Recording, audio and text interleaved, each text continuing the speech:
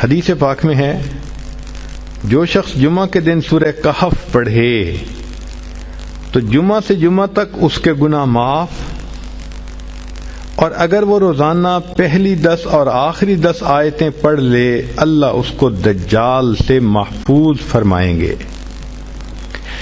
تو اس عمل کو کرنے سے ایک تو دجال سے محفوظ ہو گئے، اور دوسری بات اور بھی سن لیجئے کہ دجال دجل سے بنا۔